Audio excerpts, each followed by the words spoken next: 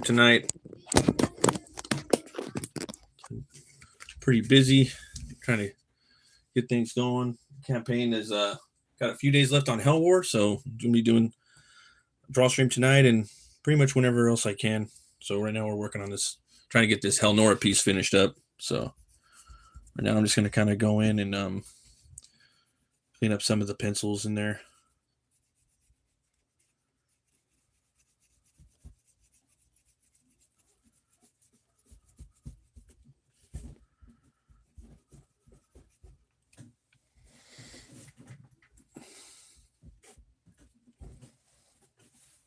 Yep.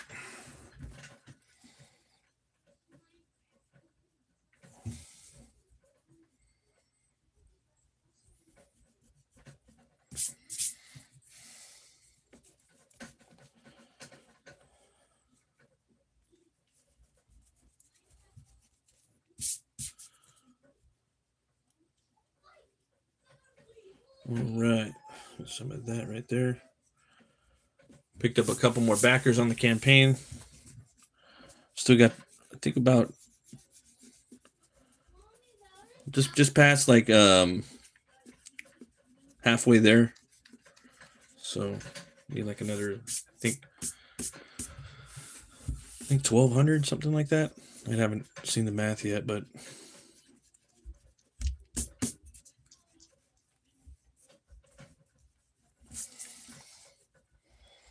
we can clean up all these pencils right here and basically come in and start using some more inks.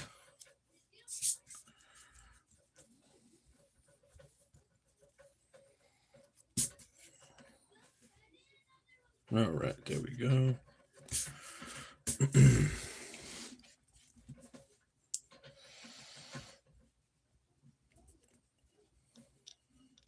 was watching the interview with Thomas Jane, or a podcast with Thomas Jane and who else was it? It was on Michael Biehn.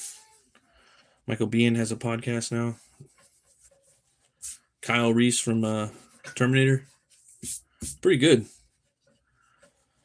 Just, I think he's had it for about a year, so he doesn't have that many guests, but he had James Cameron on there. That was pretty cool.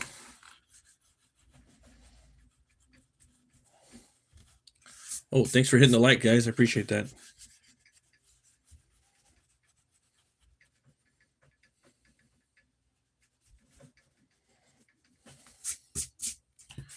Guys are awesome.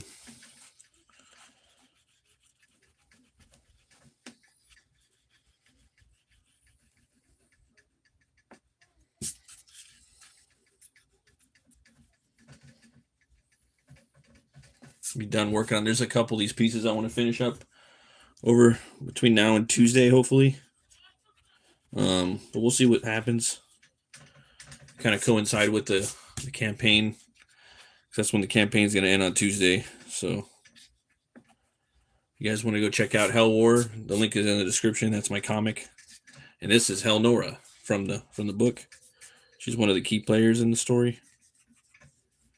She's Helwär's boss lady. It's going to be a metal size comic, man, record size. So it's going to be almost 12 by 12. I'm really excited about it. Almost there. We got about 56 backers now. We had a little bit more. We would have had about 60, but a few people backed out at the end. Understandable though. Times are tough, you know. That's why I'm doing the campaign. If I was rich, man, I'd just out of pocket the whole book. Let's see here. All right, I'm gonna have to clean this eraser.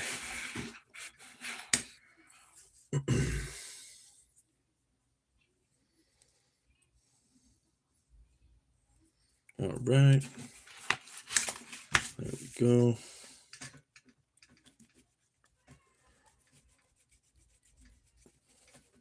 But yeah, if you can definitely make a book by yourself and then kind of just finish the whole thing and then do pre-orders, that's the best way to do it, man. Even if you can like print like I don't know, maybe 50 of them or something like that on your own, that's pretty cool. Because nowadays it's a little different.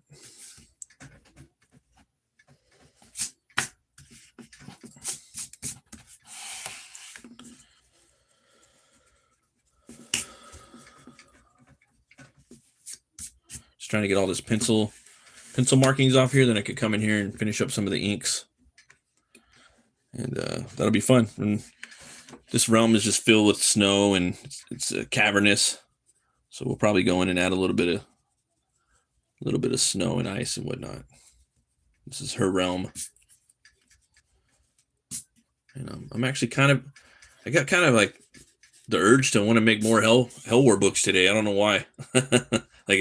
Probably because it's coming so close to the end. The campaign's coming close to the end, and I've been working on the book off and on for 3 years, and it's getting kind of a little like, oh man, this is coming towards the end, and no matter what, I'm going to be working on other stuff for a while now. The book's already done pretty much. It's just with the editor. So, but yeah, if we don't hit our goal, then just gonna put it on the shelf for a while, and who knows, maybe it'll come back in another form one day. But sometimes you gotta, all good things, once coming to an end, you gotta take some breaks from stuff and go work on other projects, you know.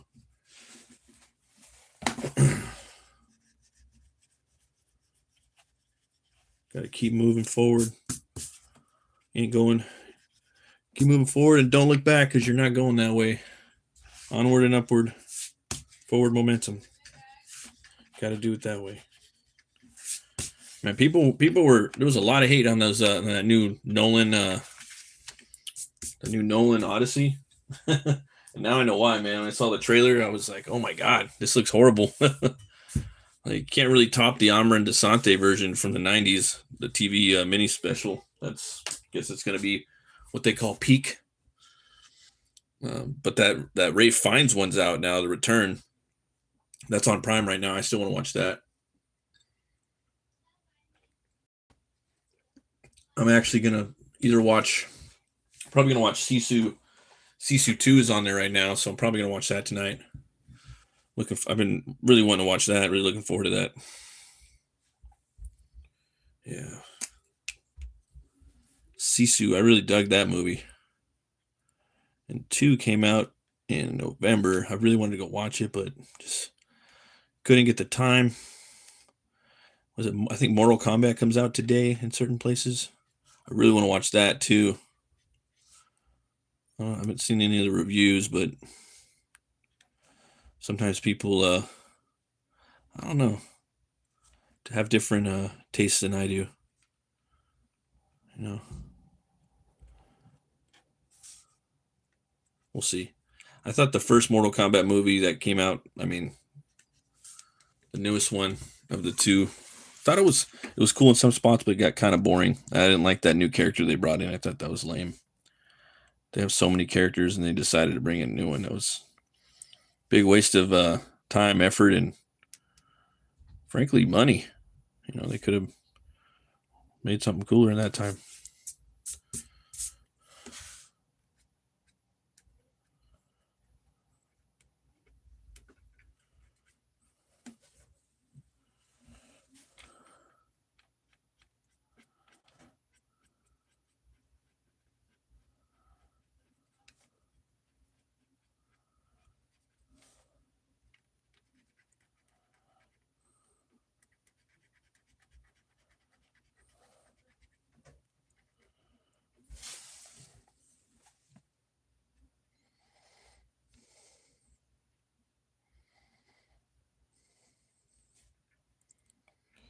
Got in a pretty badass fan art piece today too of this. Yeah. By Michael Rushbrook. Posted that on Twitter. He just really knocked it out of the park, and yeah, we get the funding going, we're gonna print that book. We're gonna print that in the art gallery, sorry.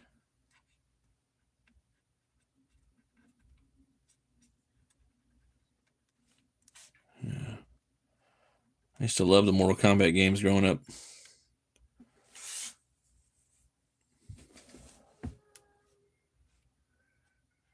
Oh, look, we got Channing Tatum in the chat. How's it going, Channing Tatum? You were good as Gambit. You're pretty good at Gambit. There we go. Yeah. I had James Hetfield the other day hit me up on Twitter. Yeah. There we go. Oh, I guess he left. There we go. Oh, man.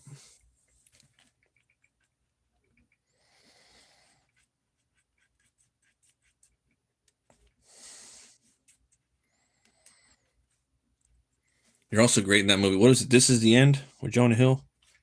That was that apocalypse movie and James Franco. Yeah, you were great in that movie. Channing Tatum. Yeah. There we go.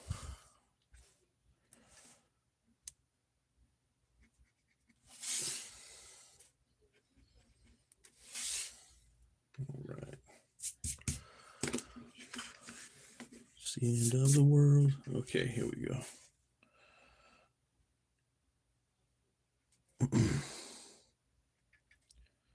Just saw the debate yesterday with the new mayor candidates, mayoral candidates, however you want to say it. Was it Karen Bass and Rahman and what's that guy's name? Pratt? Spencer Pratt? The guy from that was that reality show from like 20 years ago? He's running for governor or mayor. He did a pretty good job debating those old crones. He fucked them up. Yeah. He did. It was pretty funny. Definitely going to be voting for him in like 2 weeks. Got to clean up these streets out here in California. Get out of here, man. This place is horrible. Gas prices are through the roof. You got fucking tweakers outside your house everywhere. Anywhere you go, the good neighborhoods, the bad neighborhoods. The rent is crazy. The fucking food's expensive. The list goes on. Got infinite oil pumping in Signal Hill, Long Beach. Just infinite oil pumping. We're still bringing in more gas. Like, what the fuck, man? It's unbelievable. You know, someone could tell me anything nowadays. And you know what? Nothing surprises me anymore. You say anything you could possibly imagine, and I'm going to say, you know what? That doesn't surprise me. It's the world we're living in now. At least I am.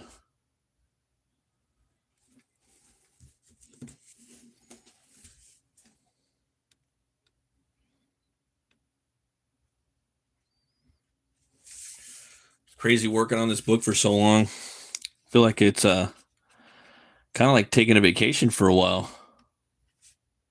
Yeah, it's a long journey. It's coming to a close. Feels like little bit of stress being lifted.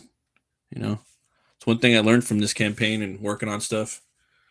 It's like you don't ever advertise what you're going to be done with stuff. You know, it's better to just kind of have it ready before you start talking about it. So you start looking real dumb. That's what I was doing. I was supposed to have this book out years ago, and then it came out, and then it was a longer book, but the story just required it. It felt like it needed to be that long.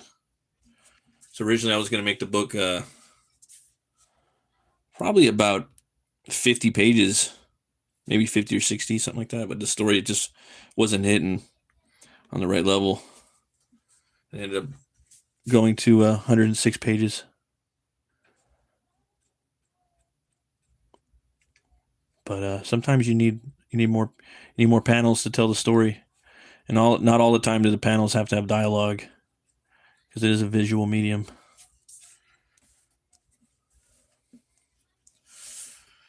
That's right. All right. go. All right. Put that right there. Got our little thing going right there. Boom. All right. All right, there's that. I just read the new Conan. I was going to do a review on that. It's pretty good. There's a Conan crossover coming up. What's that? I think forgot what country it's from. I think it's from Spain or it's from Italy, called Dragonero. Looks badass. I told him to put it on my pull list. Yeah. The thing about Conan right now and like their whole library over at Titan Heroic Signatures, what have you, you can literally collect all the books because there's only Conan. There's only one Conan book a month, and then there's Savage Sword of Conan that comes out every other month. So it's not that much money. I really wish then they would put out more. They're putting out another Savage or Solomon Kane miniseries. That'll be fun, but I kind of wish they're gonna have Patrick Zurcher on it again, and I kind of wish that they would get somebody else. Kind of want to see like Mike Mignola if he would be down, or maybe like Kelly Jones do it and have like Zub write it or something, or maybe have like someone that's horror writer that's really into it, that really knows what they're doing.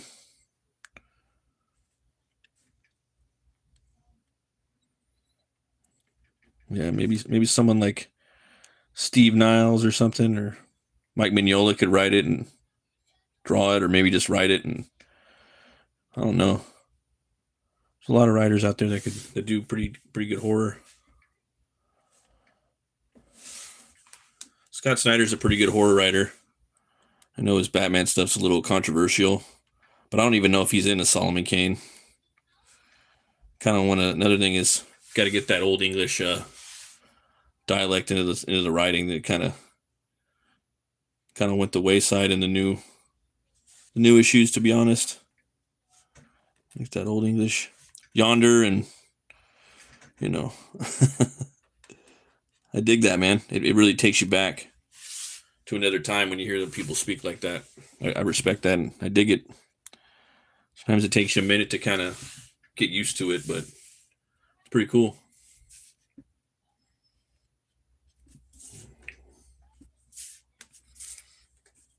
All right.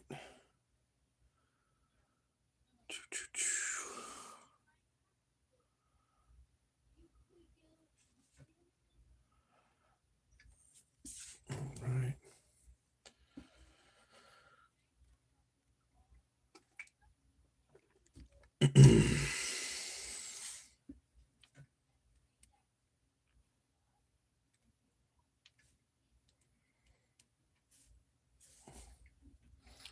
Yeah, it's wild, man, that like actors nowadays are kind of fighting for relevancy with they're with the with these influencers. Like seems like the newer generations aren't even really watching movies; they're just watching influencers. It's hilarious. I can only watch someone reacting to something for so long, or getting their view on something for so long. I gotta watch a movie or something. Same thing with like little documentaries and whatnot. I can only watch so much of that. I need to watch a movie, dude. I need to have something with some production value that isn't AI or what have you. Shit gets old for me, anyways. I don't know about the newer generation or even my generation. They might be down with it, but yeah, no, it gets old. Kind of want to watch a good movie or something. How's it going? Super Gaming by Adrian. Thanks for stopping by. Happy Friday, Junior. All right. All right. There's that. Got that.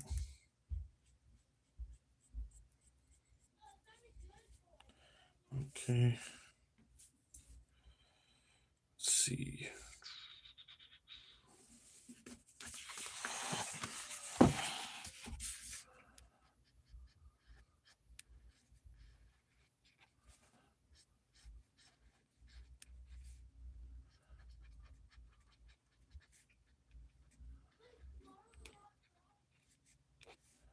Yeah, it's just like, gosh, man, can only watch so many videos of people's point of view and reacting to stuff. Gotta look for other things, you know.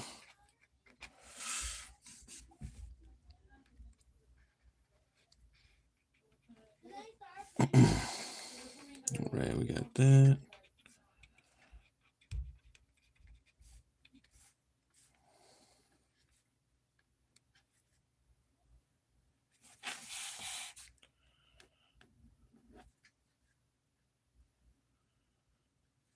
New He-Man movie's coming out pretty soon. That should be pretty badass. Looking forward to that one too. A lot of good movies coming out. Definitely not going to be watching the Odyssey though. That shit. Yeah, I hate to say it, looks like trash. Yeah, I'm a big Nolan fan too. Yeah. I'm not that big of a Nolan fan, but I respect. I love the Dark Knight. I love Batman Begins is my favorite by far. That's his best movie. A lot of the other stuff gets kind of slow, to be honest. Drags out a little bit. Interstellar's kind of slow for me.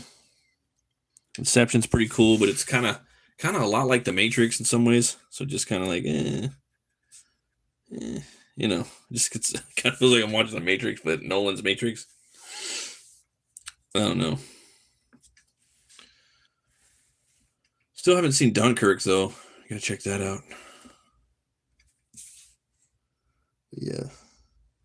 Very underwhelmed by the way they got the designs of the characters and the new one coming out. It's like it's his first foray into fantasy, like, and he's kind of just doing a bunch of stupid shit.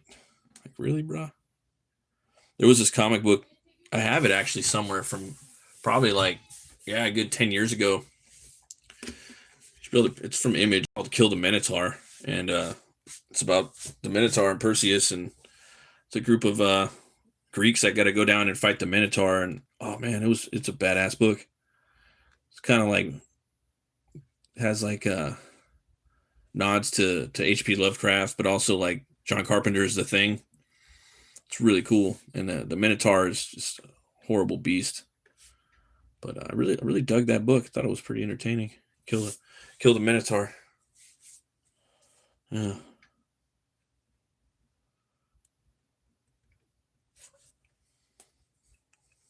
Let's see here.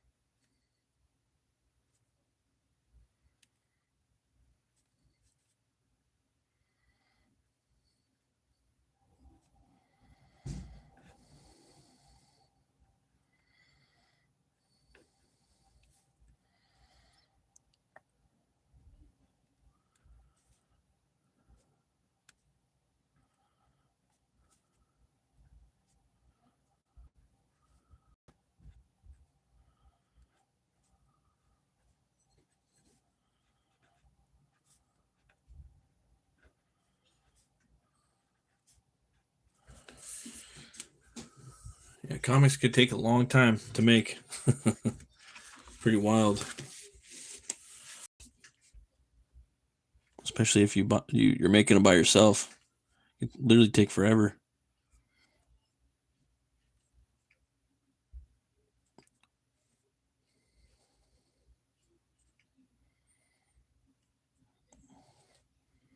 I watched the debate too for the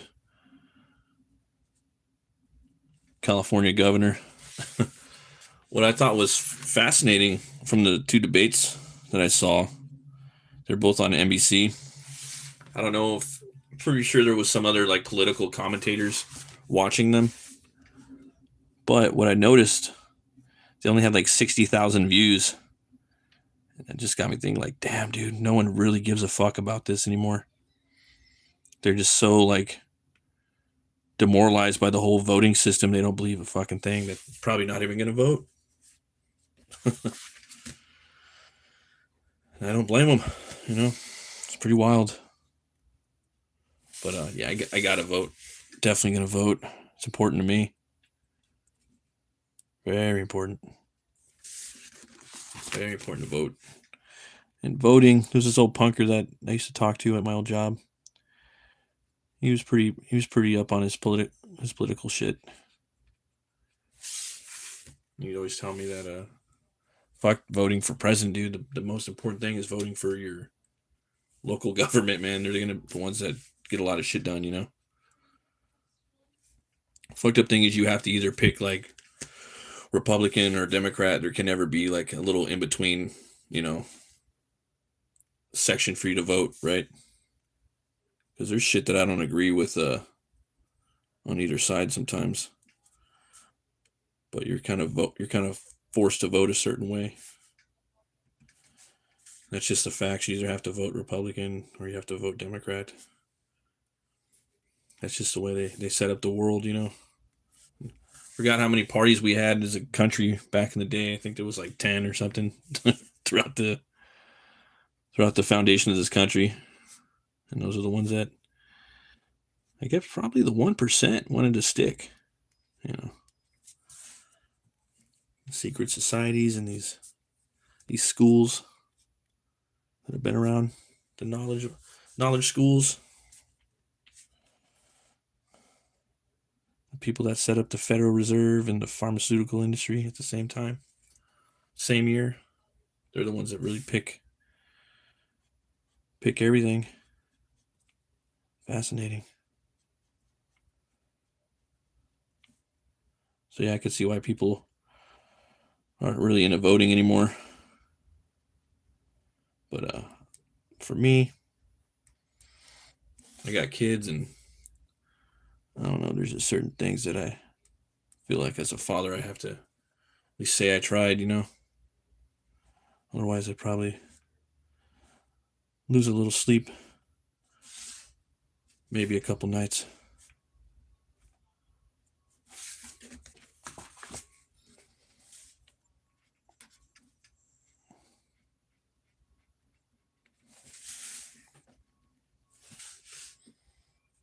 Alright, we got that.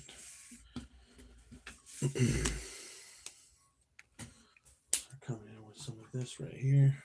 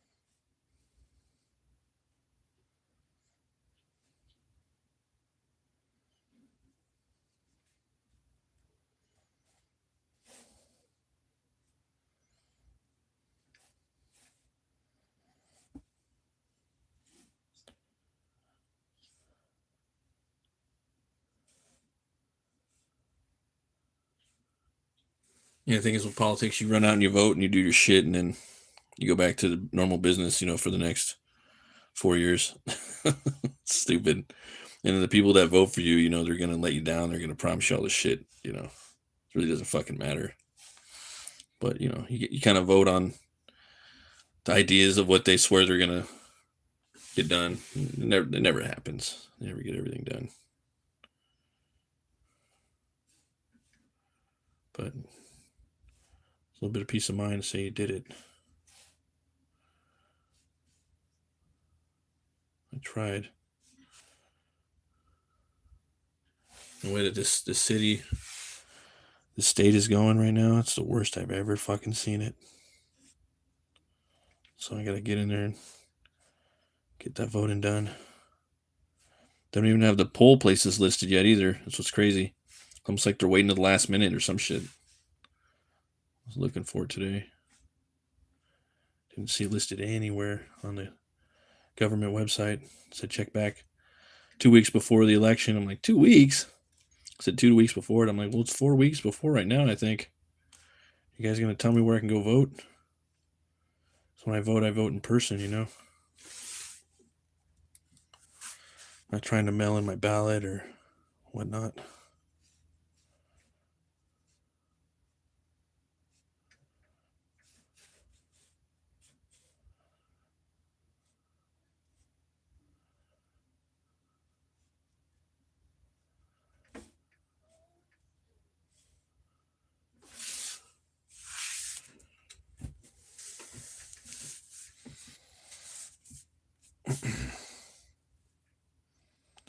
Thing we got to worry about now is them making that fake meat. That's wild. I've been seeing that shit all over the place. That and then weights and measures too. They're selling us. They're like taking. They're adding like half a pound of product to a lot of these things we're buying all over the grocery stores. Things in the grocery department, things in meat and seafood. You're getting shrimp that's like half a pound over, and they're charging you for it. And it's crazy because the times we're living in, you know. And no one checks up on them. No one really looks. So no one's walking. People are walking around actually with a scale right now and checking shit out, throwing it online. I think that's pretty cool. It's the type of shit that should be done. And all the fraud that's going on. All kinds of fraud going on. The thing that sucks too is that like they find all this fraud, or they do all this DEI in, you know, or what is it? The Dogen, the Department of Government Efficiency, right? They get all this fucking money, but they don't send it to the people. They don't cut any checks, man. It's like, what are you doing with that money? What's the point of finding all the money if you guys aren't gonna tell us what you're doing with it? You know, that ain't cool. That ain't cool, bro.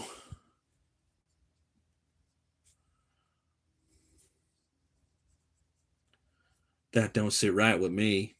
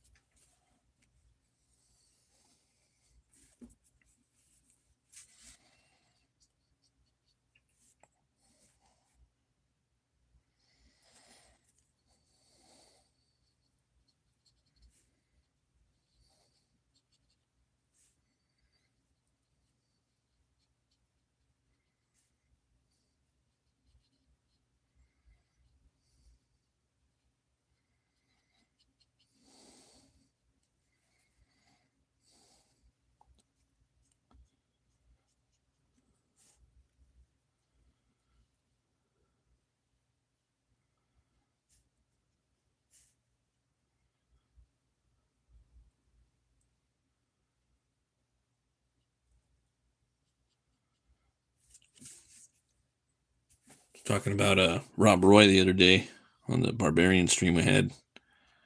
Barbarian Brunch. The movie's pretty badass. I don't know if you guys have ever seen it. Rob Roy McGregor. It's got Liam Neeson in it. If you guys are into Braveheart, you'll dig that movie too.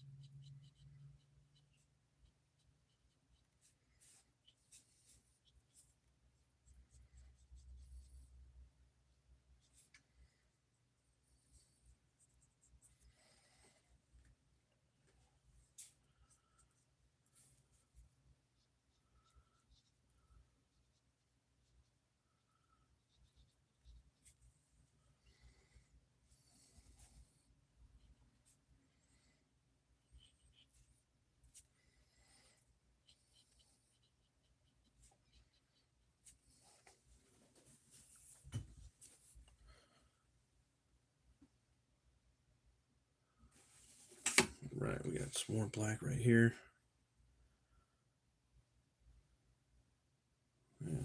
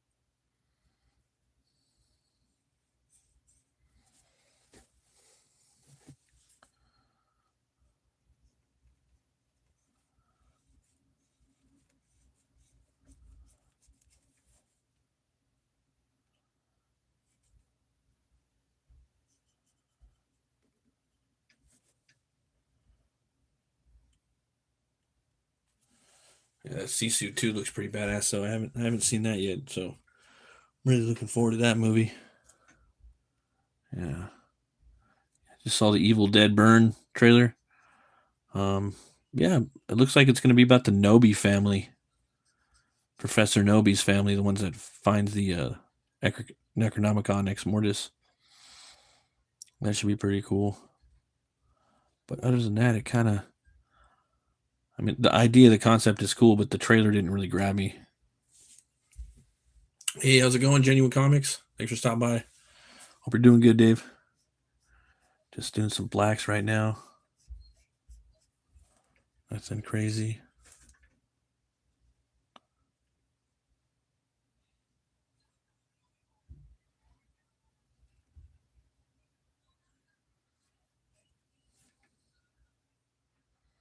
Can't wait for Ravik. I've been reading some of your tweets on that, man. Sounds like you're having a really good time writing it. And that's a good sign of good story. I have some fun doing that. I was watching the most cheesiest dragon movie the other day, but as a kid it was fun. But it's a good one to watch with the kids. It's Dragonheart. That one was pretty fun to watch. Yeah, it's got Dennis Quaid in it and Sean Connery does the voice of the dragon. Yeah.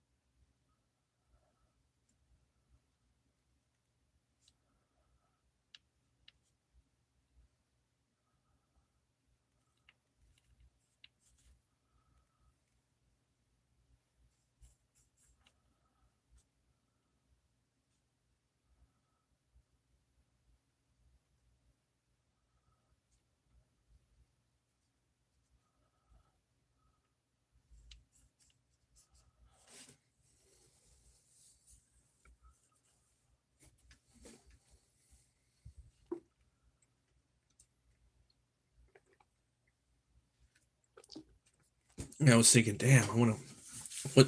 What channel is Sisu on? Is Sisu available yet? It's got to be free. And then I look, yep, it's on Netflix. I don't know why, but it's free.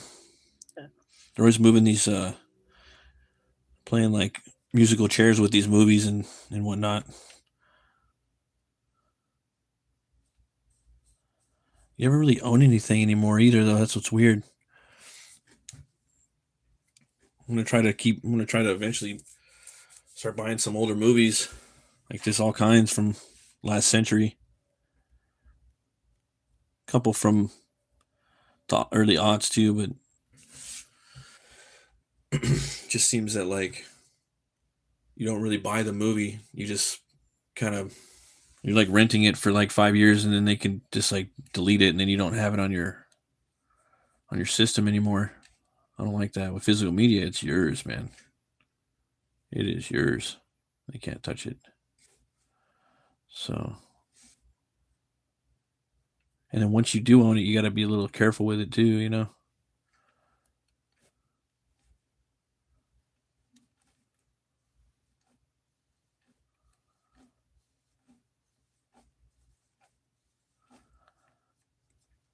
That's why I like these pens right here. If it was that much more ink, though, I'd probably get a brush. But yeah,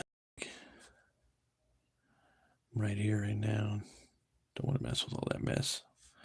Don't want to mess with all that mess. All that noise.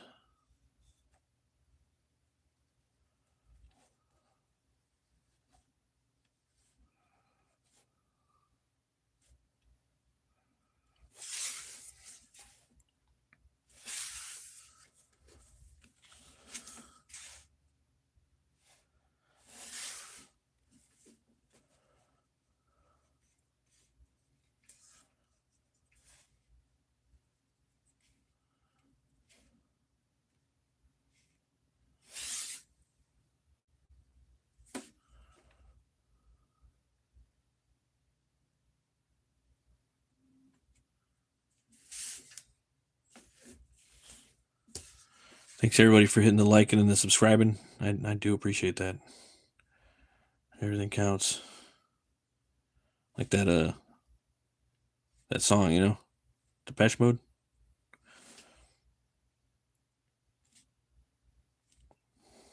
In Flames did a great cover of that on the album Horacle. If you guys haven't heard Horacle, oof, what are you doing? Go buy it, download it, enjoy it.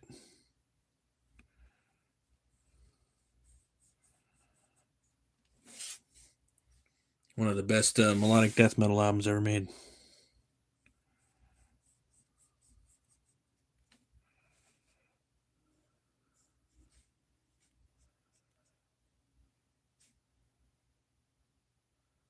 I feel like I missed out on a lot of movies, TV shows, and stuff I got to catch up on. There's one I was recommended a few years back called Warrior. I believe it's about the Chinese organized crime system within Sacramento or San Francisco during the I think early 1900s. Sounds pretty cool. Sounds kind of like Gangs of New York, but Chinese, the Chinatown style. I said, okay, I'm gonna check that out. And there's that Mark Millar TV show that came and went really fast. That Jupiter's Legacy. I want to watch that. It got really bad reviews, but then I never got around to watching it, and now I'm seeing good reviews of it. And I had read the first graphic novel, and I enjoyed it. So I want to go peep that out. Yeah. Guess it only got like one season, and I like Mark Millar's work. Yeah. Check that out.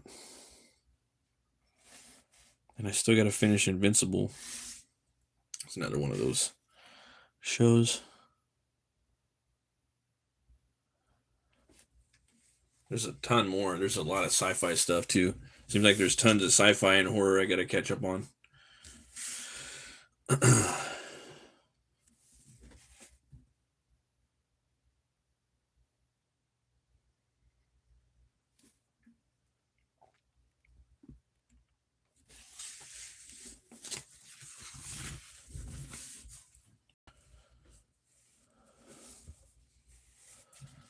Hey, what's up, Drawn Sword? Thanks for stopping by, buddy. Just doing some spot blacks on here. Trying to get as much done as I can on this piece. Just moving too slow. It's not one thing, it's another. Bunch of stuff.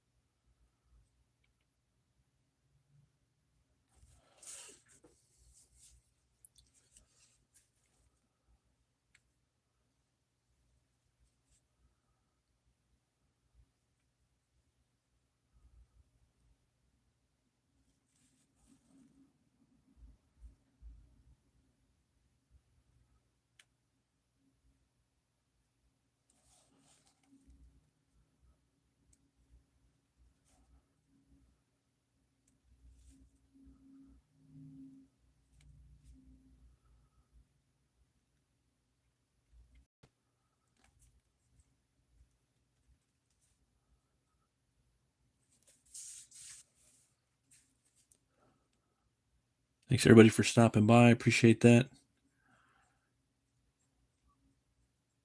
Happy Friday.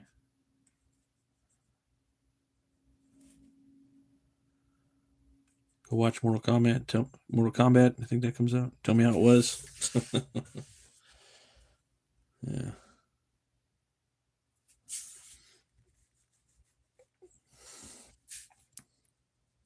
I haven't read any of the reviews yet, so kind of trying to stay away from them. I don't really like spoilers anymore, man. Trying to dodge that stuff. Spoiler dodger. That's me. Yeah.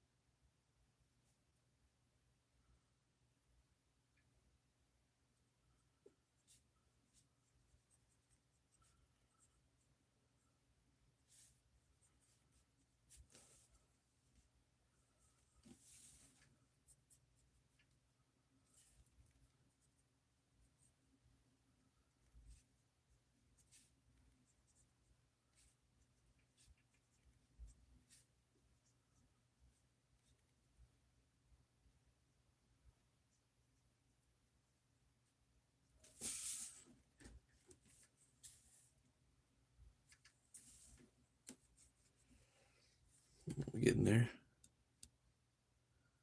Yeah.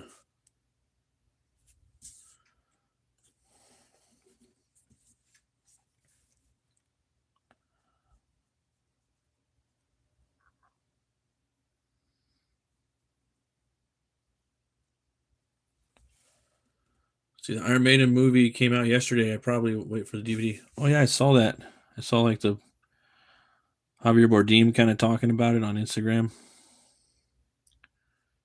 Yeah, he's a big Iron Maiden fan. It looks like fun. I like those documentaries. I remember there was one for like Pantera back in the day. My old guitar player used to watch all the time, where they play that show in Russia. That shit's crazy. I think they might have played it with Metallica. I think the DVD was called Monsters of Moscow. It's pretty crazy.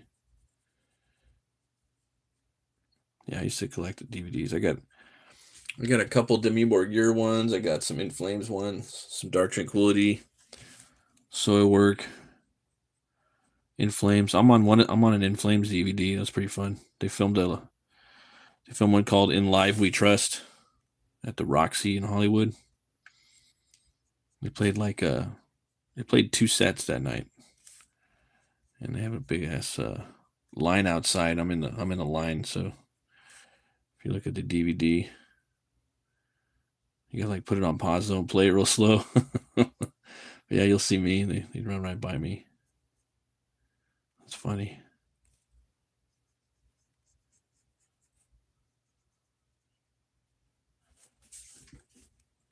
There he is. He's grown young.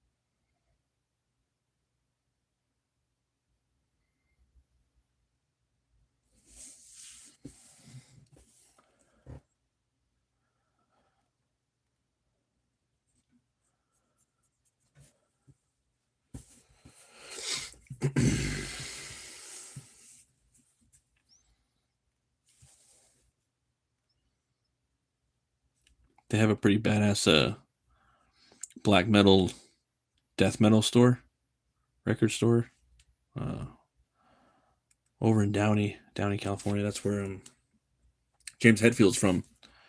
And it's a few blocks down the street from my house. It's probably like 15 minutes from my house, 20 minutes at the most. I think it's called Dark Realm Records. Yeah, and there's these brothers that own it. They're always on tour. They're in a death metal band. It's kind of famous too. But they've owned the record store like forever, man. Just a nice small little death metal, black metal record store. I gotta go back down there. But I got I got a Soilworks CD for $7. I had a DVD with it. It was a live CD with the DVD, $7. Like fuck yeah. Pretty good steal. Peter Still.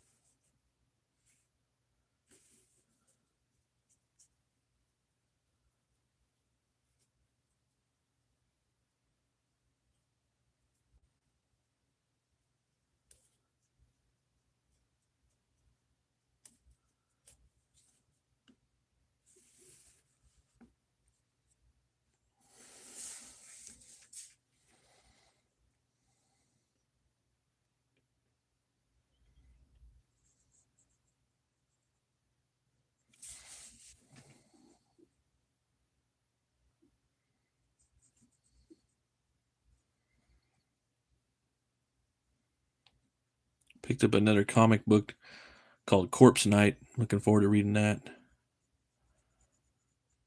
There was another like a Catholic preacher vigilante comic, kind of like the Punisher, called Ordained. I was gonna pick that up. I didn't pick that up though. See your drawn sword. A lot of record stores have disappeared here. Only the big cities and probably only one metal section. That alone, a whole extreme metal shop. Yeah, I know. It was kind of fortunate to have that one around. I need to go over there and check it out. We still got record stores over here though. There's Bionic Records in Cyprus. You could probably even buy records from them offline because I think he has an online store. And there's I think there's a place called Fingerprints in Long Beach, but I don't know if it's there anymore. It might be. Yeah. But vinyl saved a lot of these record stores because a lot of them didn't have records anymore. They just had CDs, so they had to switch to CDs for a few years, and then they had to. Then there was that vinyl boom. Kind of came in. There was a vinyl boom that happened, and then all the.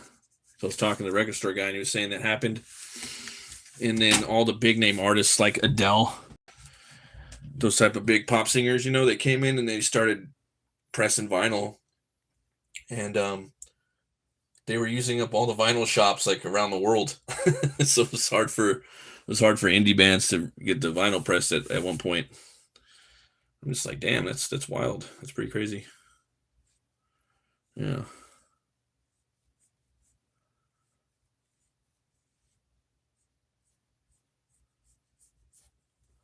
But he said, yeah, that vinyl kept him in business. No, I'm pretty sure he slangs a lot of stuff like at his store. Good dude over in Cyprus. I believe it's Cyprus, California. Bionic Records. Yeah, you could order anything there and it'll ship it out. Or used to. Sometimes it's good to go through record stores to get those kind of hardcore underground bands. So the labels aren't around anymore. You go through him and then he ships them to your house. You might have to pay some stupid fee on shipping, but if you really want it, it's totally worth it.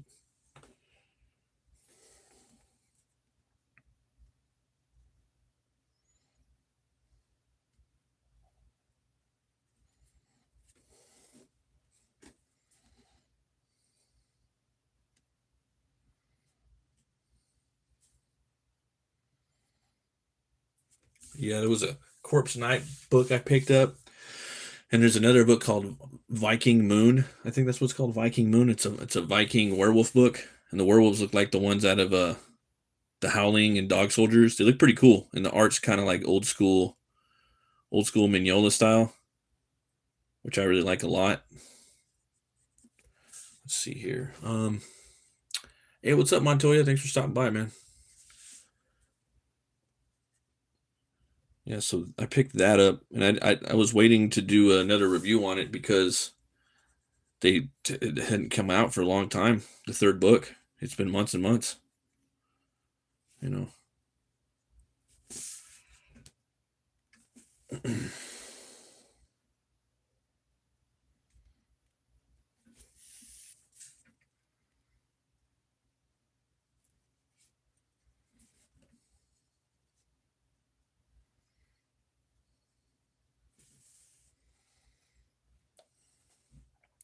I imported all my metal from Norway and gone house with a mate on shipping. Listen to a lot of underground. Oh, that's cool. That's how my little brother is. He gets all kinds of stuff. He listens to way more stuff than me. But I'm about to remedy that pretty soon here. Oh, thanks, Montoya. Yeah, I'm gonna really just kind of start getting a lot more art done. Kind of focus on a lot of stuff. Yeah, so looking forward to the coming months. I've just had like Helwär like looming in the background in my mind for like a year, maybe longer. Actually, longer than that, like years. It's really been in my mind. Now, hopefully it gets funded, but yeah, it's time to move on. Got to move on, and I've had books fund and I've had books not fund. So you got to be willing to do that. Sometimes your babies don't get born. You put, a lot of time into making them and then they don't come out. Yeah. But yeah. He'll probably find another home somewhere.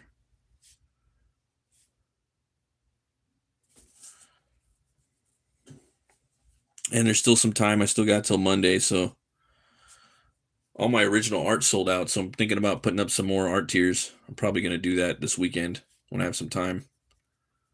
And get in there and add some more art. It's hard picking pages though, man. They gotta be pretty cool pages for people to buy, and they gotta be not too expensive either. It's gotta make sense. So it's hard picking the right pages to put up on there.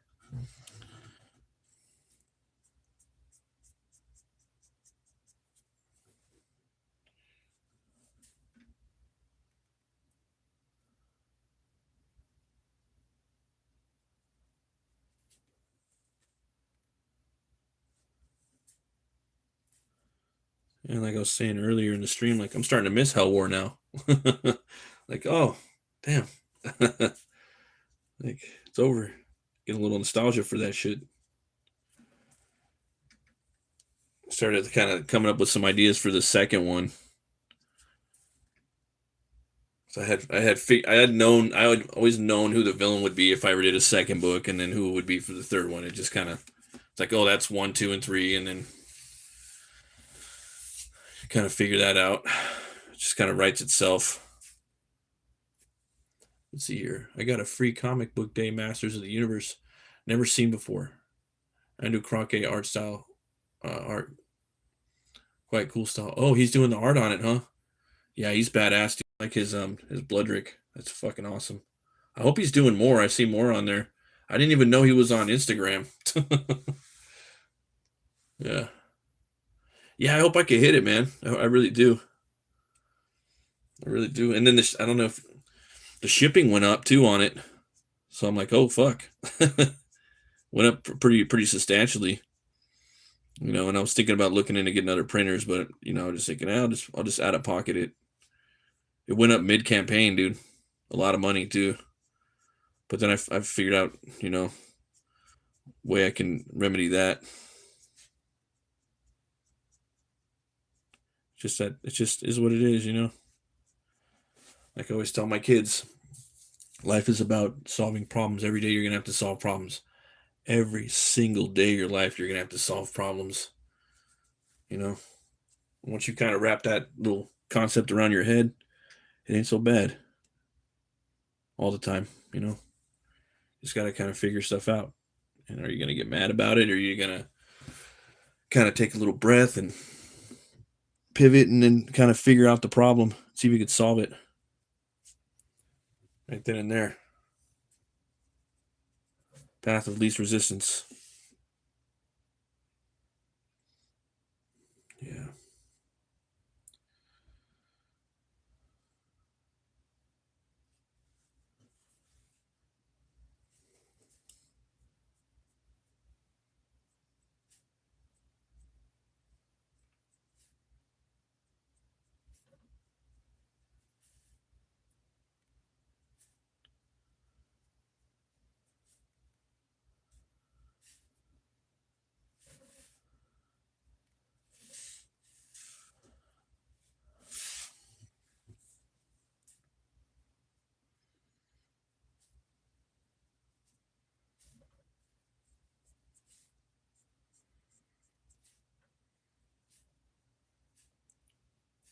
Cool thing about Helwär though, it seems like it got a pretty good little mini audience that thought it looked good. So I'm glad that's good to know.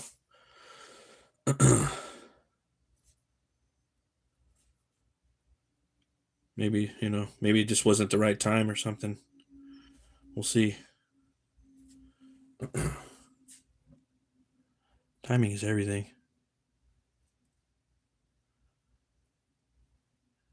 I'm start working on the next books, and you know, things aren't meant to be easy.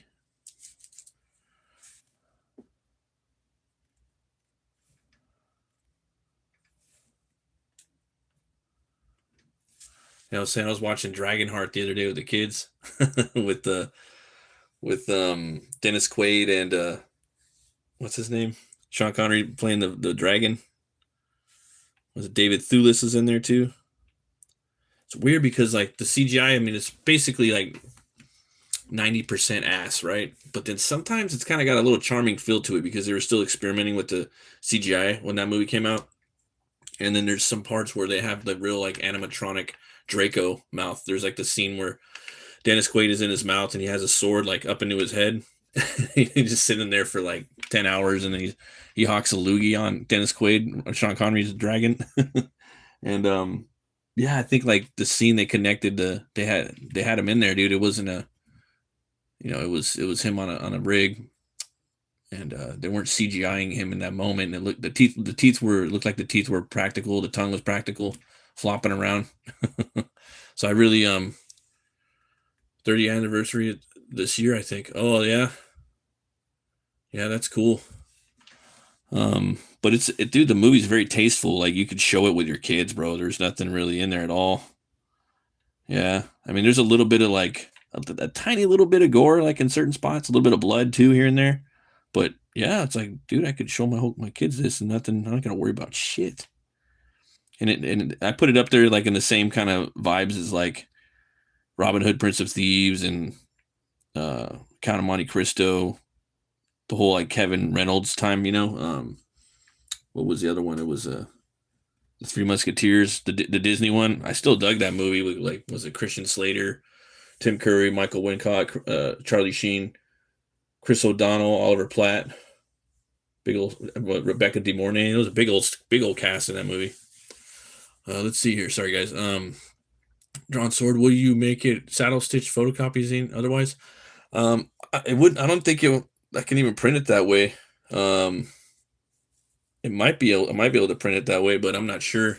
I'd have to look into it. It's something I had thought about. The Three Musketeers. Yeah, it's still my favorite version too. And there's a lot of cool ones like from back in the day with like Michael York and stuff like that, but they just never really had the right tone that I wanted. And I thought the tone in that movie was good, even though it was a Disney movie. Just something about it. My dad really liked it too a lot. He was a real big like Three Musketeers and Victor Hugo fan. He liked the Hunchback of Notre Dame. He had the golden key comic of that. He showed me a couple versions of that movie, and he kind of put me up on that. And I remember just watching Hunchback. I just love the way the cathedrals looked. It's probably what got me into cathedrals. I'd like to see a modern version of that, but not like current year. You know what I mean? Like a real good one, dude. Not like a woke one. Fuck that. Something good, like a horror movie, like have Eggers do it or some shit. Someone that would really put some love into it. That'd be pretty cool. Have Eggers do. Let's just have Eggers do like Phantom of the Opera, Hunchback. Do all the classics. He's the guy, dude. I don't give a fuck. He's really good. He's just good. Even if he said, no, I'm gonna do my take on it. I'd say, you know what, fuck it, bro. Do your shit. Go ahead. Have at it. I know you're gonna do a good job. I'm gonna hire you for you. There's just certain artists, and I think that we all need to get there. Some of us probably never will get there. Unfortunately, I think, but to a point where people hire you because they like your style, and they don't really care too much about it for the most part. Let's see here. Just saw it last year. Got 1 and 2 secondhand DVDs cheap. Was all right. Yeah. Yeah, Count of Monte Cristo. I think that was the last one that came out in that whole kind of 90s, swashbuckling vibe era. It was a good time, dude. I liked the 90s a lot. I like those. They were doing the whole swashbuckle shit. They were doing the pulpy stuff, like the Shadow and the Phantom and the fucking Rocketeer. They were doing all that shit in the 90s. I really liked that time. Really did. Yeah, I really like Robin Hood, Prince of Thieves. That's still my favorite. Oh, and with that on topic, I'm really looking forward to that new Death of Robin Hood. That movie looks sick with Hugh Jackman and Bill Skarsgård's playing. He's playing Little John. You know, they're just going around murking people off because he robs from the rich and he just like feeds himself. He doesn't feed to the poor. He just robs the rich. You know, he kills a bunch of people. That's kind of what I gathered from like a lot of the research I was doing on Robin Hood for a while. That's pretty much what he was, and he wasn't from Nottingham. He was from I think it was from York or somewhere else, and he was what was he? He was a oh, I forgot the name of it, dude. Ah, forgot the name of a yeoman. He was a yeoman. Yeah, he's like a regular dude. A yeoman, that's the word. So that's the Robin Hood that looks like that Hugh Jackman's portraying in the new movie. He needs to just fucking stay on the action movies, dude. Just he needs to just do the fucking swashbuckling. He should do some swashbuckling. You know, do something. Hugh Jackman's perfect for that shit. Stay off the weird fucking Greatest Showman. You know, it's a little like ant farm or animal farm detective, sheep detective bullshit. Like, dude, why are you doing this to yourself? Like, you know, go do something else. Do some fucking action movies, bro. He's like, no, I have to do some singing and dancing, bro. I gotta dance. Loves the dancing. It's like Patrick Swayze, right? Hugh Jackman's like the modern Patrick Swayze in some ways, right? He would have done a good Roadhouse. That's funny. I don't know. I always thought a really good idea for a movie would be Saint George and the Dragon. You know, there's a lot of ways you could do it too. Franchise. I would do a Saint George and the Dragon. I would do like different. I have an idea of what I would do for a comic or a movie. I'd make like probably a trilogy of movies that kind of goes across like Europe, where he's hunting down dragons and stuff. Where he's a dragon slayer, kind of like fucking Dragon Slayer, but it's Saint George. It's pretty much what Bowen did in that movie. He that motherfucker hunted dragons for 10 years. He literally exterminated all the dragons in it looked like Scotland and Ireland and England. The Dennis Quaid character looking for the Sean. I thought that was pretty badass. Thinking, huh, it'd be kind of cool to do like a dragon heart, like a story in that 12 years, dude. They could do a bunch of prequels. You know, they can make them good too. They can make them good. Like they go back and remake them. Do a remake, something like that, or have Dennis Quaid come in and do a sequel, make it a little grittier, rate PG-13, maybe more like Dragon Slayer. Dragon Slayer is badass. So you got to head out and get some sleep, dig in the art. Good luck with your campaign. Until next time. Thanks for stopping by, man. I appreciate it. Drawn Sword watched the Prince of Persia a while back. That was surprising. Yeah, dude, it's a great sword and sorcery movie, right? He murks off like 20 people in the first 10 minutes. Yeah. It's almost like a Conan story in some ways, if you look at it.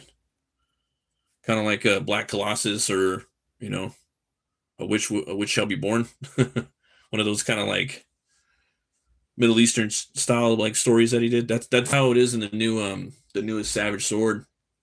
It's more of like a Middle Eastern desert story. The one Ivan Gill illustrated and Jim Zub wrote. Yeah.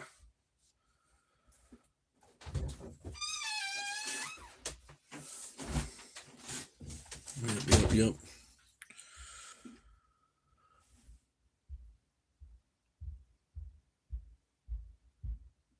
Hey, what's up, Zaid? How you doing, bro? All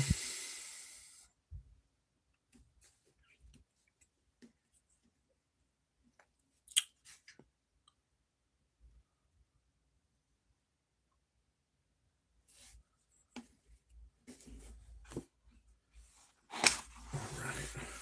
Start moving some of this down here a little bit.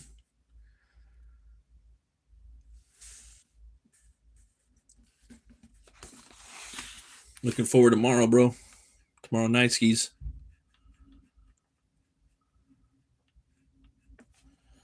Let's shake some of this up.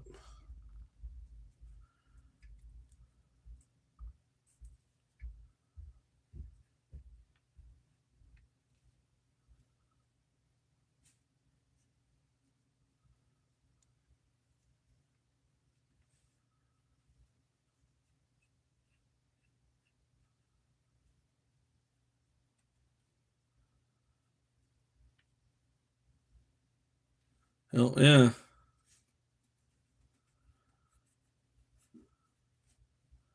Yeah, I really like John Carter as well. I think that movie's really underrated.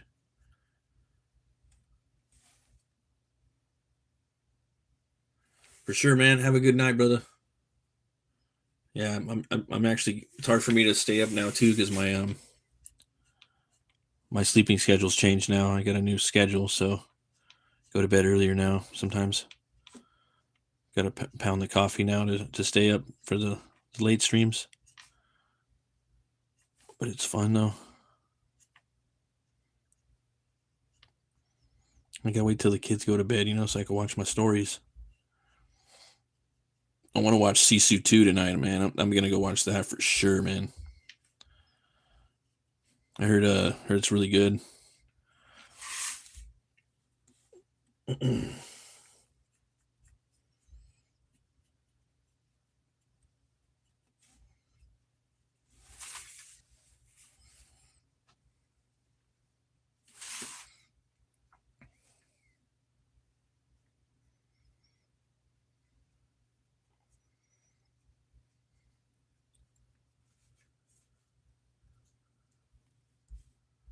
Let's see here. Have you heard of artist Matt Rhodes on YouTube? No, I don't think so. Pretty good stuff, or what? Is a good follow. It's a good sub.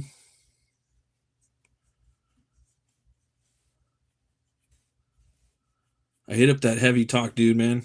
We'll see what happens with that. I hit him up on Instagram and I shot him an email, so we'll see.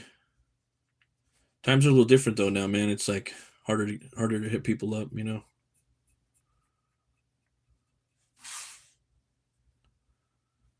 get a lot of the "I'll get back to you" shit.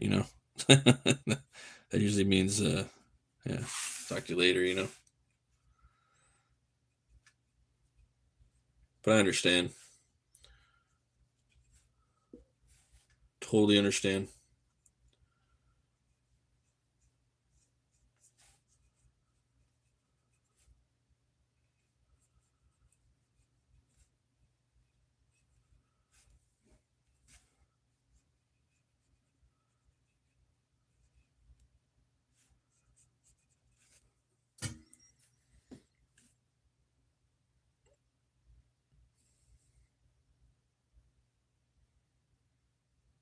Dead Gods, huh?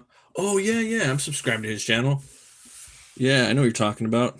I actually watched a video today that it's like the biblical stuff, right? He's showing like the floods and whatnot. He was showing like a tree growing out of something. He was using like some of the. He's doing it digitally too, I think. If it's the same guy. But I remember Dead Gods. I remember that logo and that channel. I think that's him.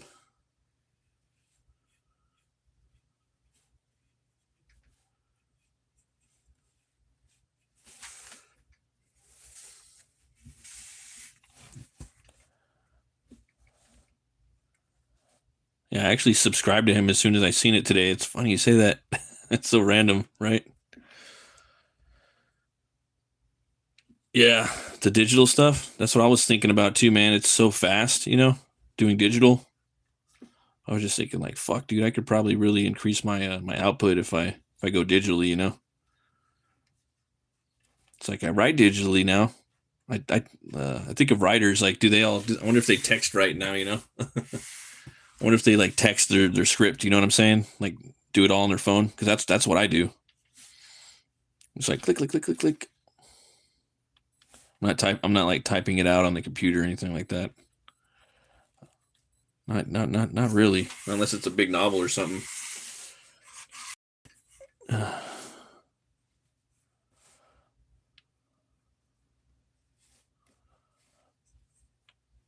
But yeah, he was using like the perspective stuff and everything.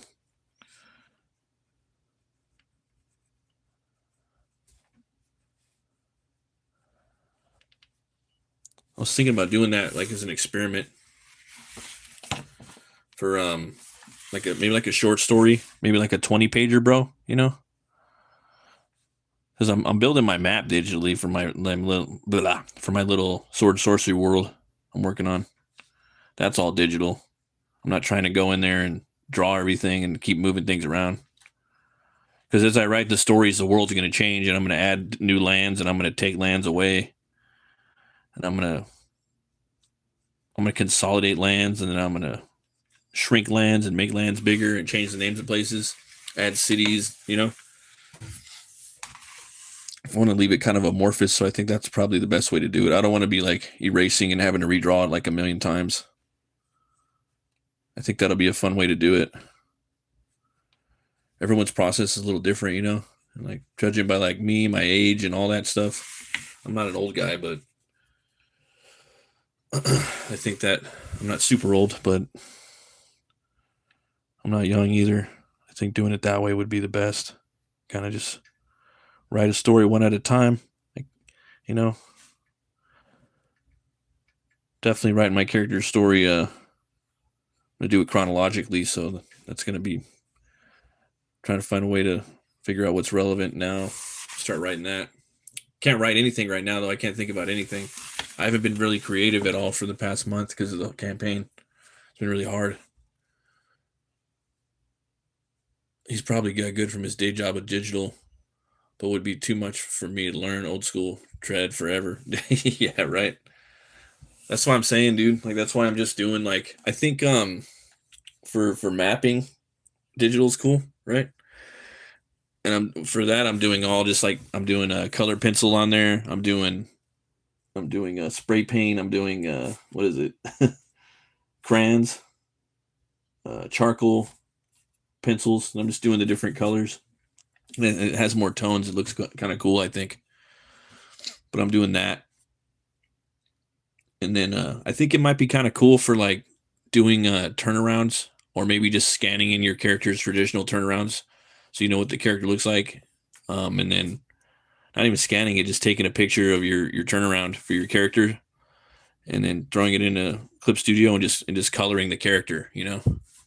So that's cool. And then I really like from over on your side of the world, True Grit. That True Grit program. That True Grit program's dope, man. It has all the dude's from Australia. He has all those tones and different nibs and all that shit, dude. Like that using that looks dope. He has all the he has coffee stains on there, rips and tears and tons of zipatones, different old school like 70s, 80s, 60s coloring techniques too, comic book style coloring. He has everything on there, bro. I think it's like $40. But definitely was thinking about maybe doing that. It's definitely crossed my mind. And figured maybe I could just do one comic like that and kind of streamline that and then do the other ones traditionally. Because I'm a traditional guy too, man. There's just something about it. It feels weird not having the paper there, you know. Missing that tooth, that grab, you know, that grit. It's too smooth for me. Also, too, to be honest with you, like on a side topic, it's like I've seen a lot of guys lose all their work. I know two guys now that lost everything because they didn't have everything backed up on their computer or whatever, or it wasn't backed up in the cloud.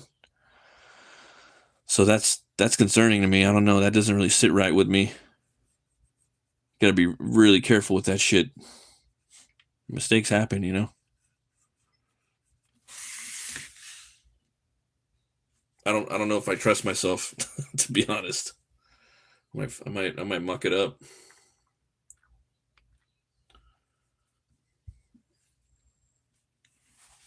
But But still though, either way, man, it sounds like, yeah.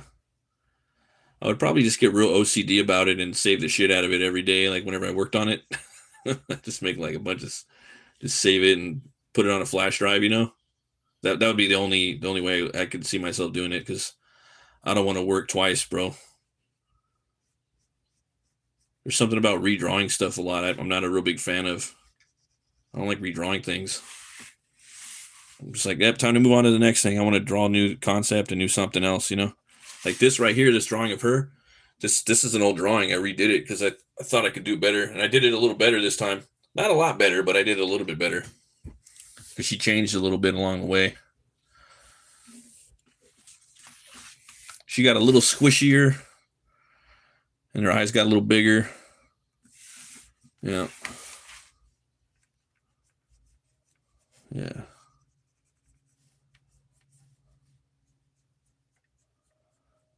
A little more voluptuous. Not much, but a little bit. Just little tweaks. And then the anatomy on the last one I did was kind of fucked up too, in retrospect. So I wanted to redo it.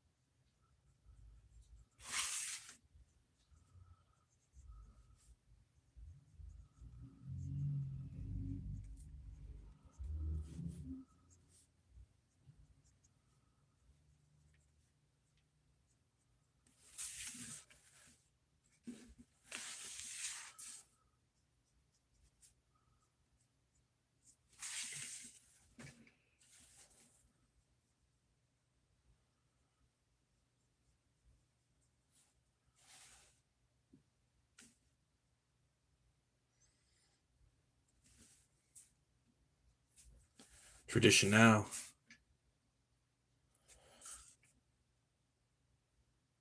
Let's see here. Yeah, man, that's funny. We both got the Dead Gods video. I watched about 10 of them where he shows drawing the first few pages of the comic while narrating the process. Yep, yep.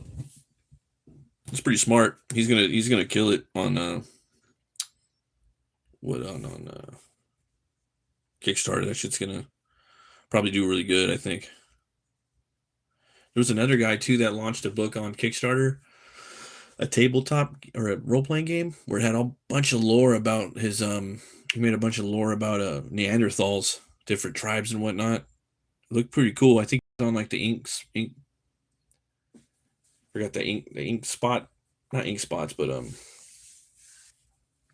ink podcast or whatever. You know what the Mayfu and the Eric Canetti show. He was on there. He was talking about his big open his tabletop RPG um, Neanderthal book. Looked pretty cool.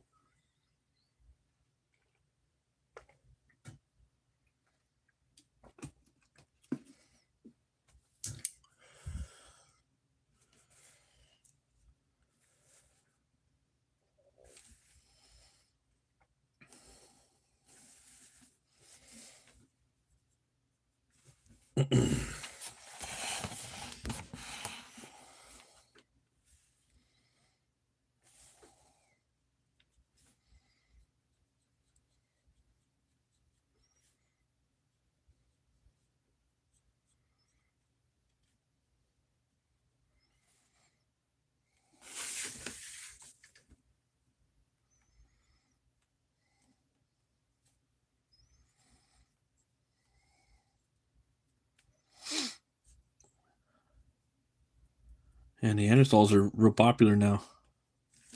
I've noticed a lot of people were just kind of thinking about them, around the same time. When you really think about it, there's a lot. Like, it all kind of comes from Frazetta too, man. A lot of it in Howard. They're really the whole Monkey Man stuff. I could name a lot.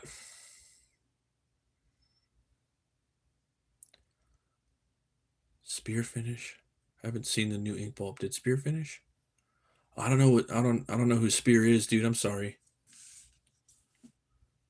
I'm not sure what that is.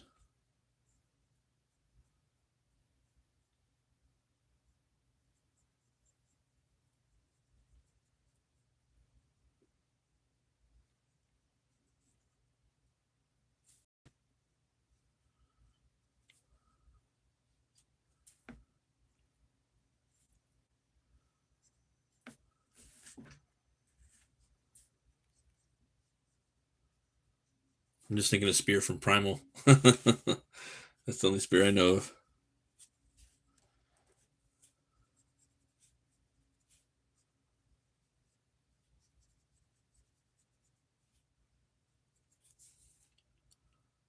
Oh, oh, Spear from, or is that what you mean? Spear from Primal? The character Spear? Yeah, that show ended. If that's what you're talking about, it's done. Dunskies. Yeah, done for now.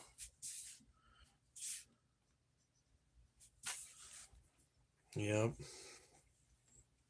Had an ending too, like a definitive ending for the most part. Pretty done. Done, done, done.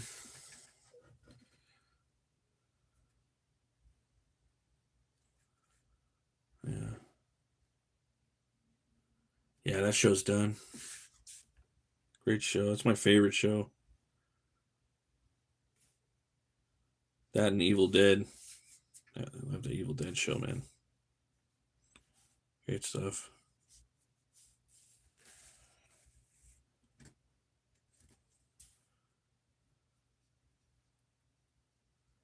That's a good show. And then like the first couple seasons of Daredevil. That show's badass. Like the fight choreography on the season 1 and 2 of Daredevil. The first 2 seasons of Daredevil is badass. I always forget about that. I like Dexter a lot too. I think Dexter's a great show. Ash versus Evil Dead, Primal. Those are probably like that I think of some of my favorites. Did you like the ending? Yeah, I like the ending. You know, it has to end eventually. You know, I'm ready for an anthology show that he was cooking up. I thought that would sounded pretty cool. Yeah, they have nods to the Black River in there too. That was the people of the Black River. He was drinking that scissor out of there, getting all hulked out. That was pretty funny. Yeah.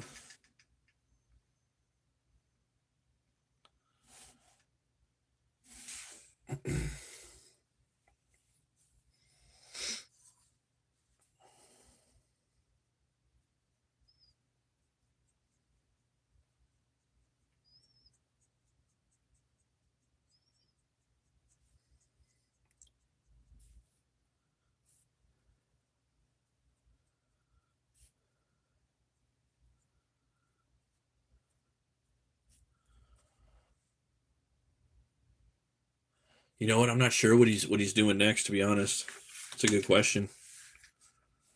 I know he sent a package to the Heroic Signatures office, like the whole season and everything of Primal season 3. So I'm like, hopefully he's working with them and doing a Conan show. That'd be fucking dope. Everybody wants that. All the Conan stands. I think he was working on a Conan show. That's what I heard from somebody a long time ago, and it didn't work out for whatever reason. Could have swore I heard that because he did that show. What was it? That one Thorgal or Gore or something that was on Adult Swim. He did that show. He directed that pilot. Gendy did. So he's all about that. He's a big old Howard stan too. So I'm sure he's waiting to. I'm sure I'm pretty sure he's probably down to do a Howard show, but he might be kind of over it. I do remember that season 3 was supposed to be a anthology series, but the fans really wanted more Spear. So he wanted to find a cool, legit way that brings Spear around and probably be fun for him and not just some cash grab, if you will. Not really a cash grab, but something artistically fun for him. And I think he did that with the zombie. Thought that was really brilliant. And then he slowly starts to earn his humanity back. I thought that was really good.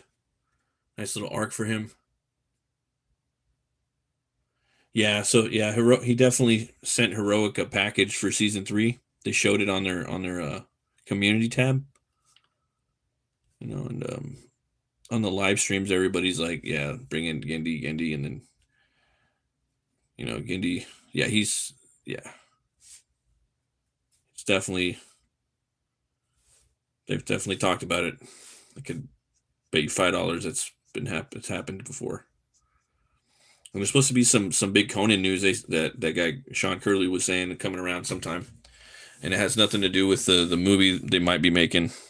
I don't think that movie is going to get made with Arnold, because that McQuarrie guy was working on the script for like 6 months. Man, it shouldn't take that long to write a movie script with Conan, especially an older Conan. Yeah.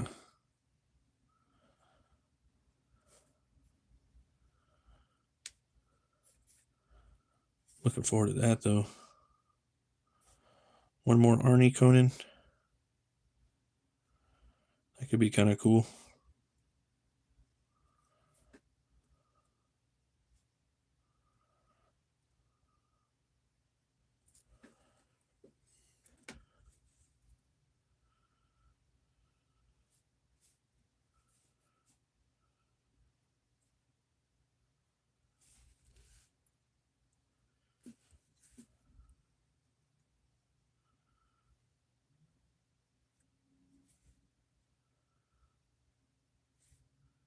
I think Heroic's doing really good with Conan right now. I'm pretty sure they're making some pretty good money on that.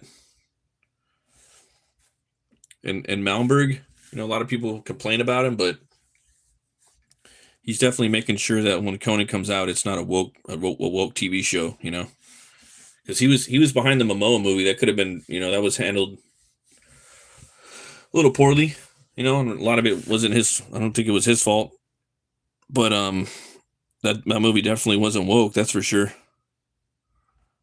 A lot of people online are thinking it's going to be woke and this and that, but yeah, he even said, I'm going to hire people according to their Howardian, race and whatnot. So I don't think any of that shit's going to happen.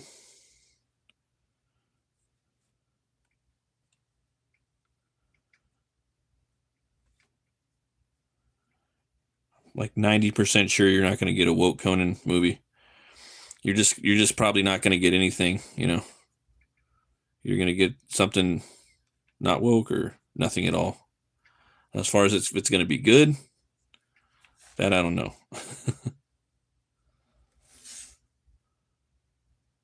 Let's see here. They can't get through the DEI with the Conan movie, I imagine, without disrespecting it. Exactly. That's why, from my understanding, what happened with Netflix and then I think Amazon. And the thing is with I would say HBO would be the way to go. They might be able to get away with that, but I don't know. I do not know. But the thing is, everybody knows that the DEI shit doesn't make money. Like, as far as like Hollywood producers, they're not getting those ESG grants anymore. Trump stopped them like the second week he came in. And the thing is, Biden he reinstated them the second week he got into office. So that's why we had so much woke propaganda in media. No one really talked about it either. That's what happened. They were getting kickbacks from the U.S. government for making woke, diversified fucking bullshit. That's really what happened. Yeah, and then if another Democrat gets in office, it'll probably be the same thing. You get more woke content. Pretty sure that'll happen. You know, because especially with Hollywood the way it is, they're like, we need some money. Let's try to fucking do something. Try to please both people, and you can't do that.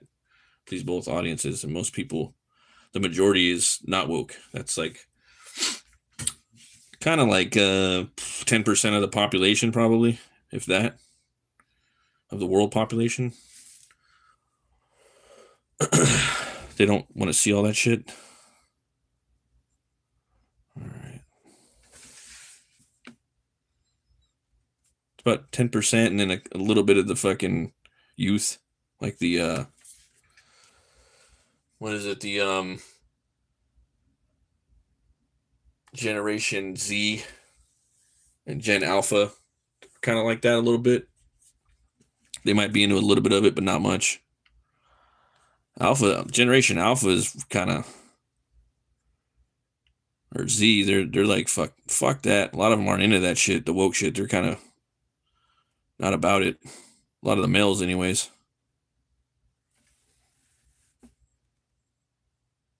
Thanks for that, Shoot 63. I appreciate it.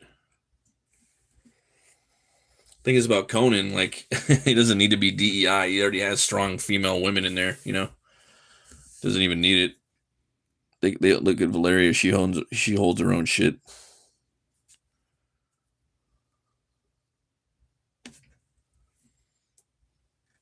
The women in there are just badasses. Like Baylit, they own it. They get what they get through merit, you know.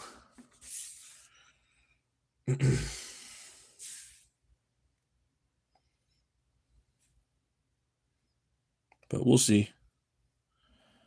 I don't know though, man. I don't know if like because now I'm thinking like, what if that big announcement was just the new Exiles game that came out, the new upgrade. It looks badass too. I want to play that shit so bad. I want to go in there and make make Helwär or something. Because you can't make Conan in there. That's why I wasn't ever down with Exiles, because I want Conan. I want to play Conan in my Conan game. I don't want to make a combat character or some other shit or just some random barbarian. You know, it just seems generic, bro. Like, let me get a Conan skin at least. They should have had a Conan skin on there for people like me that want to play the game as Conan. And then after that, then if you want to like go and create your own character, that's fine, you know. But I'm sure there's some other cats. Yeah, there was some other cats that wanted Conan. I'm not the only one. They have an interview too of the creator. It just dropped on ConanTheBarbarian.com. I was watching that a little bit today.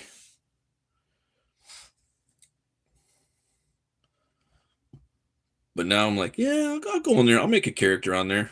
I could do that. I'll make a barbarian. I'll make a big like Nordheimer. That'd be pretty cool. You get in there with that. That's fine.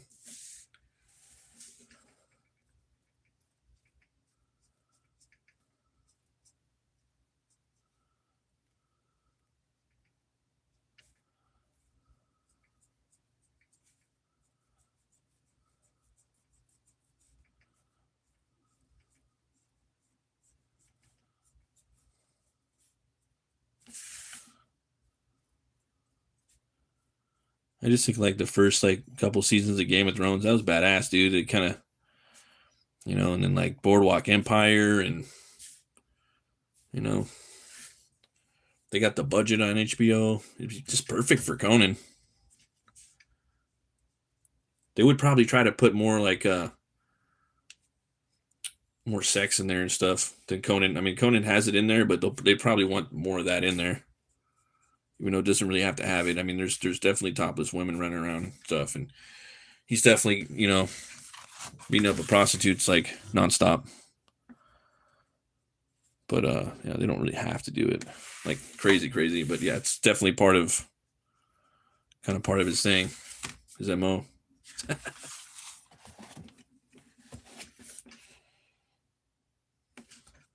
Part of his character, man.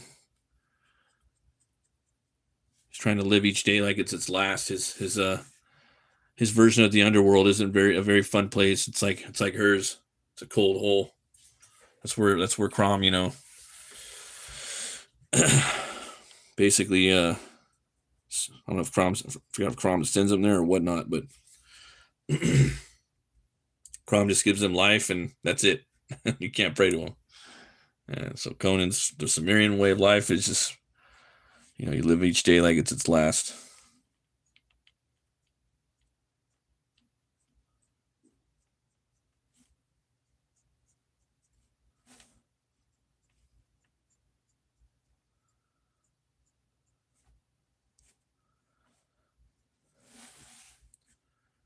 It seems they want to totally destroy all household IP entertainment. Yeah, they do.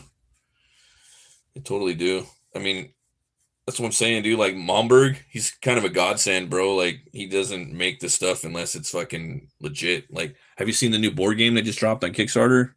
I want that, man. The board game and the board game and the role playing game. I just want it. They had some really cool designs of like Thack and Thog, and then the black ones, and the Devil in Iron. Forgot his name. Kothal Khan, or I fucking forgot his name. Sorry, man. But they had some pretty cool designs. Really good artwork in there. The priest from Beyond the Black River that picked, he looked really cool. Love that stuff. That's the type of game, dude, where you have your buddies come over and you play some Conan, you nerd out a little bit. I would totally do that. Get a couple beers, you know. Play Dungeons and Dragons. Now we're playing Conan. That'd be kind of fun. Ain't gonna lie. I'm not really into the tabletop games, but I would do it. I'd try it out. That'd be fun. Yeah. That's cool. That's cool as. Yeah, the underground will rise. Great stuff for a hungry young audience. Yeah, that's gonna happen, dude. It has to happen, right? That's what I'm saying, bro. Like if your shit don't hit, let's move on to the next story, bro. You know, that's what I'm here for. But that don't mean that I'm not gonna be hurt or a little butt hurt by it and a little salty about it. You know, if I spend a couple years on something, it's gonna sting a little bit. It's gonna hurt, but you got to dust yourself off and start working on your next project. Next, you know, because art takes a lot out of you, dude. You know what it is.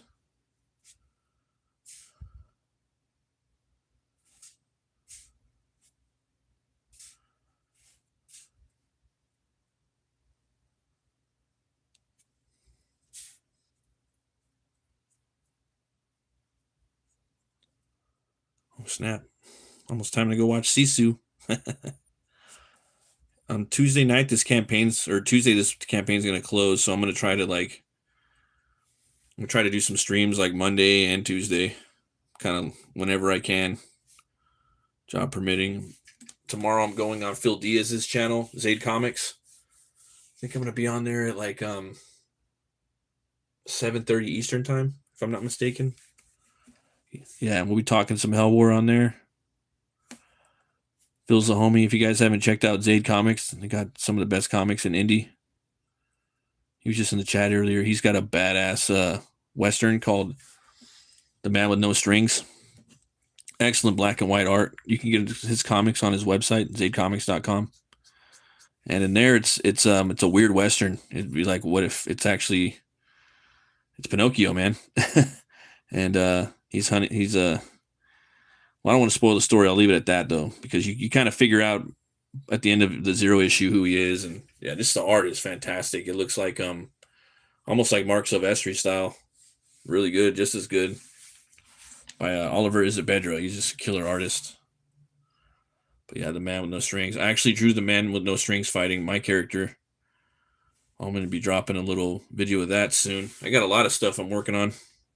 I'm going to start doing some video, maybe some shorts, things like that. Yeah.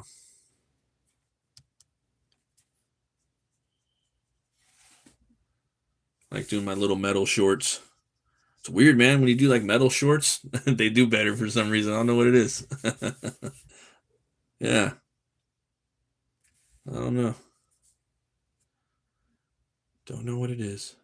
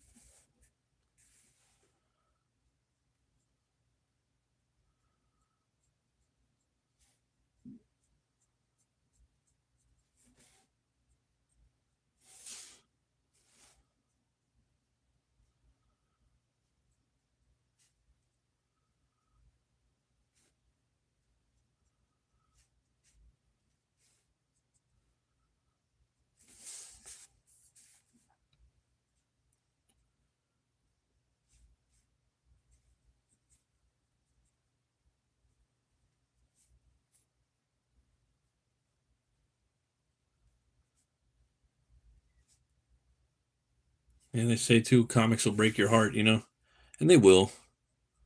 But that's just life in the big city. You gotta keep moving. I see a lot of people, man, when they fail, they leave. They say, "Fuck that, I'm done." You know. But yeah, not me. I've just got it in my bones, man. Like once I kind of started making comics, I'm like, dude, this is me, man. Just gonna try to make each book better than the last. It's all you can really do. How can I make this better? Like artistically entertaining for me and the world. And hopefully, like the world will check it out.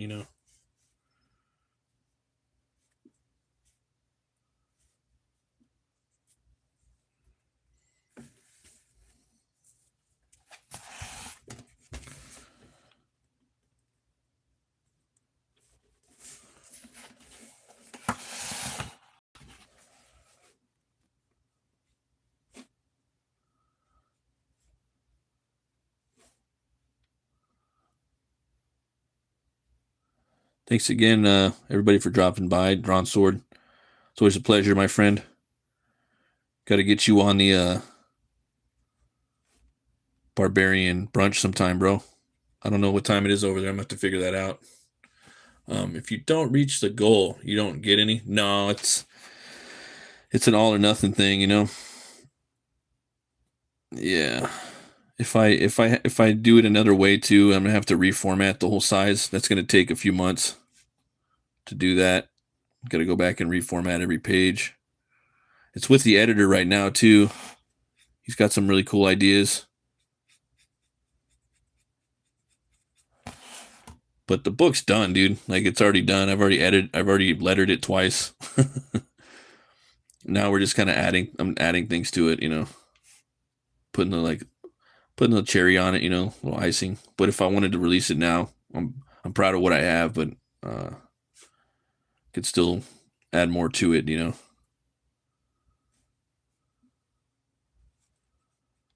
But if I mean, it's just because I really wanted it to be that 12 by 12 format. But I don't know about another size. Have to look into that. It's gonna probably be a weird size no matter what.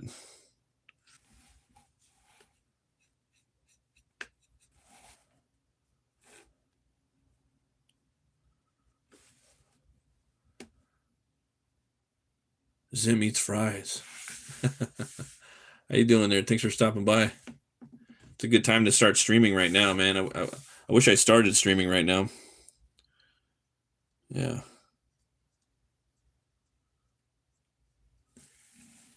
About to leave here in a minute, though, unfortunately.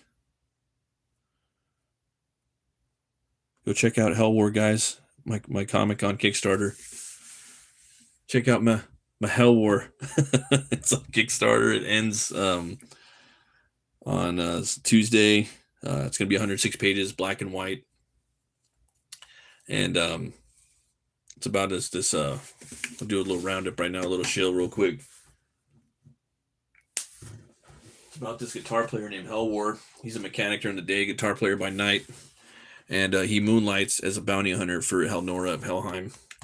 And he's been working for her for, that's her too, right there, for 1,000 years or more, hundreds of years. And it's his last job, his last bounty for her. Once that job's complete, he's going to be free of her curse, and he's also going to be setting his brother Wreckbolt free. But something happens, and he gets tangled up in one more mission, and it's going to be his most important mission. And some of the demons from the past are going to come back to haunt him. But it's 106 pages, black and white, dirty, gory, coffee stained, photocopied art. You know, all up in a should be a perfect bound book. It's going to be record, vinyl size record. You know, like heavy metal record size, 12x12 would be a square book. So something you guys probably haven't seen before. That was the whole concept for it. And yeah, it's on Kickstarter right now. The link is in the description. Kickstarter. And one major thing too is if he doesn't work with metal by song, steed, or slay, he'll turn into this hellbenger, this hulkish monolith right here. This cataclysmic monstrosity. And you don't want to be on the opposite end of that axe. So check it out, guys. Working on that. Almost finished with this piece right here of Helnora. That's, she's a major player in there. I'm still working on this one too. I'm really digging this one. I'm just kind of messing around with it though, taking my time on it. Kind of like just some promo art, like a little mini poster. I guess it could be a cover, but it's not. It's not yeah. And I got him in like both of his forms kind of looking back at you or looking at the side. And then I got this other promo piece I was doing for fun because he's very inspired by Lobo, Thor, and also the Incredible Hulk. I got this Lobo piece right here. This is almost done. Almost got some more things to add to it, but a little more effects and whatnot. This one was really fun to do. He's Lobo's taking a little bit of his little gut attack, and then he's coming. He's getting Lobo's back, like the book, right? So yeah, we messing on that. We got the ladies having a good old time, drinking a beer, drinking some space beer, fighting on a little moon. But yeah, guys, thanks for watching. I appreciate it. Drawn Sword again, as always, man. It's always a pleasure, bro. Got to get you on Barbarian Brunch sometime. Talk about your book and what you're working on. And thanks as always, guys. I hope you have a great weekend. I'm going to try to get on here as many times as I can and promote. Going on again, Zaid Comics tomorrow on YouTube. I believe 7:30. And always remember to be bold, be brave, and roll the bones to know your role. You guys have a good night. And remember, if the artist isn't starving, then the artist isn't hungry. See you guys next time. Stay metal.